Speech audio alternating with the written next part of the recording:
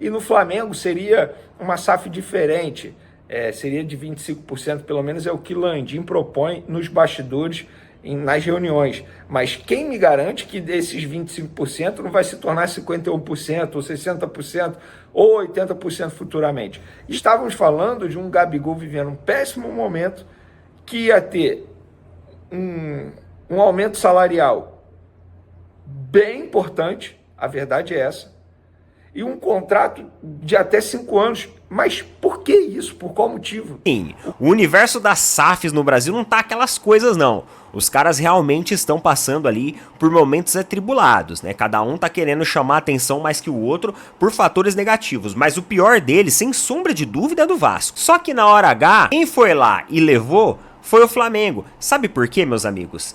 Porque o Vasco não tinha dinheiro. A 777 afirmou que não tinha dinheiro. Fala, torcedor, seja bem-vindo a mais um vídeo do canal Tradição.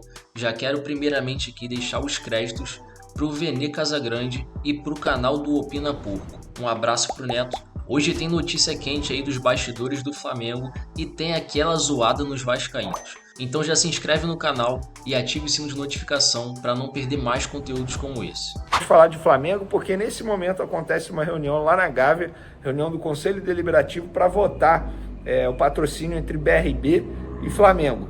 Esse que vai para a omoplata. A gente já trouxe todas as informações aqui, patrocínio milionário, 50 milhões de reais em 2 temporadas. Só que tem uma cláusula interessante nesse acordo.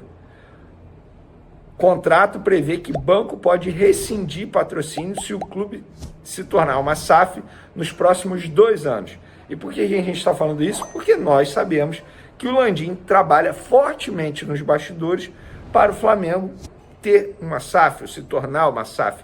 Não basicamente o que é no Botafogo, por exemplo, no Vasco e até mesmo no Cruzeiro, sendo vendido aí quase da totalidade. No Vasco foi vendido 70% e o Pedrinho tá lá dizendo que não pode fazer nada. Óbvio que não pode fazer nada, ele só é dono de 30%. Hoje o Botafogo pertence ao John Textor. No caso do Cruzeiro é o Ronaldo, fenômeno. E no Flamengo seria uma SAF diferente, seria de 25%, pelo menos é o que Landim propõe nos bastidores, nas reuniões. Mas quem me garante que desses 25% não vai se tornar 51%, ou 60%, ou 80% futuramente? Isso é algo que precisa ser muito discutido. Eu, particularmente, sou contra o Flamengo se tornar SAF nesse momento. Depois de ouvir, ler, escutar, conversar com pessoas, nada me fez acreditar que para o Flamengo nesse momento seria bom. E como o BRB sabe que existe a possibilidade, botou essa cláusula aí no contrato de renovação com o Flamengo. Ou seja, se o Flamengo se tornar SAF nos próximos 2 anos, o BRB pode rescindir o contrato com o Flamengo. E por falar em Landim, ele foi criticado em um grupo de WhatsApp da sua base aliada pelas declarações que ele deu em entrevista à Rádio CBN. Ele foi acusado de, entre aspas, abrir mão do Gabigol, dando a entender que o Gabigol não faz parte mais dos planos, que não está nem aí, que o Gabigol, se o Gabigol vai continuar ou não.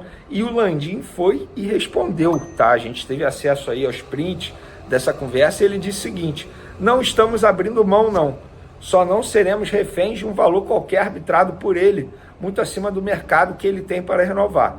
Foi esta a principal razão pela qual não renovamos no passado. E nenhum jogador perderá mais se não tiver o contrato renovado do que ele exatamente por ser um grande ídolo. Perda de imagem que terá e se refletirá por toda a sua vida será brutal, não tenho dúvida disso. Gente, olha só, vamos lá, nessa, eu tô com o Landim. Gente, não é porque é o Gabigol, que é ídolo, que tem que aceitar tudo. A renovação que o Flamengo havia acordado em outubro do ano passado, que quase foi assinada esse ano, era um escárnio, era um absurdo. Estávamos falando de um Gabigol vivendo um péssimo momento, que ia ter um aumento salarial bem importante, a verdade é essa, e um contrato de até 5 anos. Mas por que isso? Por qual motivo? O Gabigol não vinha jogando nada na ocasião, não fazia o menor sentido dar um contrato de renovação desse para Gabigol. Não sei por qual motivo a diretoria recuou, se foi repercussão negativa, se foi pressão interna, ou se foi tudo isso e muito mais. Fato é que a diretoria fez certo e o tempo mostrou. Imagina se tivesse renovado e ele agora com a possibilidade de ganhar a suspensão de até 4 anos. Sim, ele pode receber uma punição de 4 anos. A partir do momento que ele recorre ao CAIS, a gente já falou isso aqui, ele tem esse risco e é um risco grande. E há quem diga, há advogado que diga que o melhor para o Gabigol não era nem ele recorrer, aceitar a punição de 2 anos e ainda comemorar que já tem 1 ano cumprido, mesmo não tendo cumprido.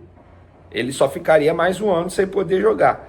Então, galera, assim, o assunto Gabigol tá dando o que falar nos bastidores.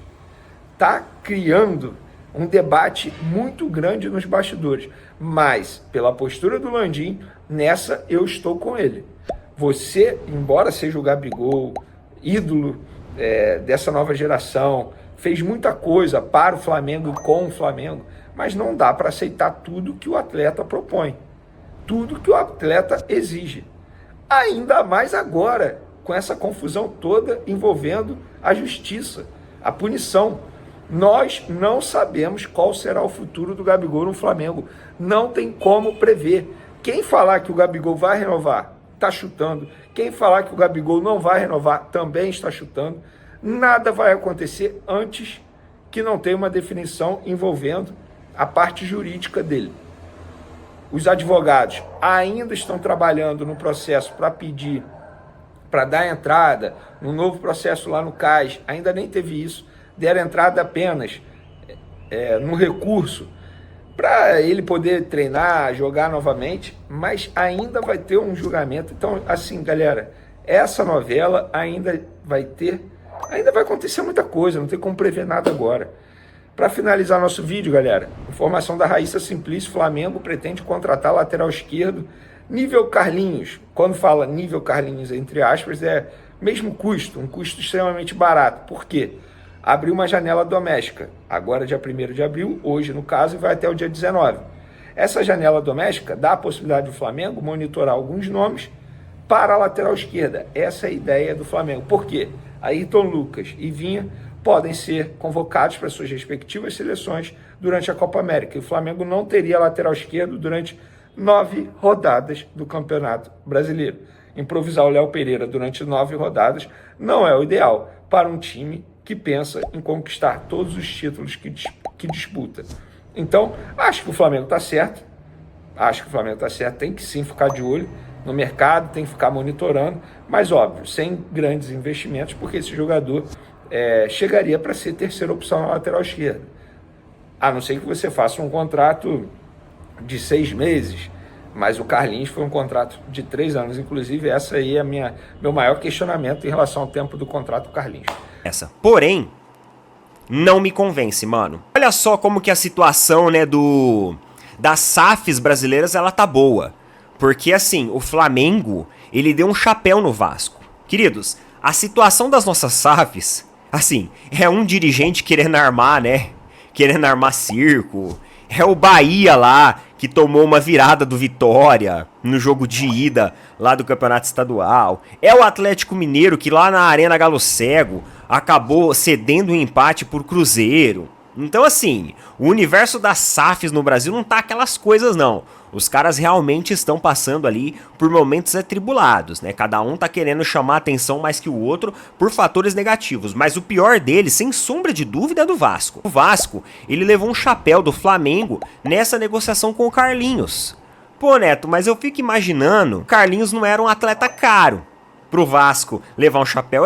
Isso porque o Vasco entrou em contato com o Carlinhos. É o famoso tempera. Ele entrou em contato com o Carlinhos, né? Fez toda a parte ali de mercado, sondagem, reuniões. Só que na hora H, quem foi lá e levou foi o Flamengo. Sabe por quê, meus amigos? Porque o Vasco não tinha dinheiro. A 777 afirmou que não tinha dinheiro para comprar o Carlinhos. Nossa, Neto, mas o Carlinhos deve ser um jogador muito caro, sim. 600 mil euros, 3,2 milhões de reais. Aí o Flamengo foi lá, fez essa oferta e em menos de 24 horas assinou o contrato, né? Que saiu ali na sexta-feira passada e acabou surpreendendo todo mundo. Então, olha a situação do Vasco. Quando o Alexandre Matos falou tudo aquilo na coletiva, ele não estava errado, mano. O Alexandre Matos não estava errado. Cada vez mais a gente vê essa crise ganhando força, essa crise ganhando corpo. O Flamengo simplesmente foi lá e fez isso, ó, o Vasco. Passou o Vasco, tchau filho, obrigado, vocês não têm dinheiro, vocês não têm 3 milhões, a gente tem, vamos lá, vamos colocar e vamos trazer o moleque aí para ser uma complementação de elenco, e o Vasco ficou a ver navios. Ficou a ver navios pro Nova Iguaçu na semifinal da competição e ficou a ver navios também para o jogador que inclusive jogou contra o time do Vasco na semifinal. Mas a situação do Gabigol não está muito agradável. O Landim já prometeu que vai fazer uma proposta de renovação de contrato para o Gabigol e fica a critério do jogador entender se é viável ou não aceitar essa proposta. É aquilo, se não se encaixar nos moldes de Gabigol, vida que segue, porque nenhum jogador é maior do que a instituição Flamengo. Concordo plenamente com o Landim, não tem que quebrar a cabeça e fazer loucuras para renovar contrato com o Gabigol. E tem notícia exclusiva aí, o Flamengo procura um lateral esquerdo no mercado por conta da possível ausência de Ayrton Lucas e Matias Vina. Ambos têm a possibilidade de serem convocados por suas respectivas seleções. Dessa forma, o Flamengo ficaria 9 rodadas sem lateral esquerdo. E isso não pode acontecer. Então o Flamengo tem que estar de olho no mercado mesmo e fazer essa contratação o quanto antes. Já a situação da SAF, Landim segue estudando o modelo de negócio para levantar o estádio próprio do Mengão. Mas e você, torcedor, concorda com a SAF ou o Flamengo deve procurar um outro modelo de negócio mais viável para o Mengão?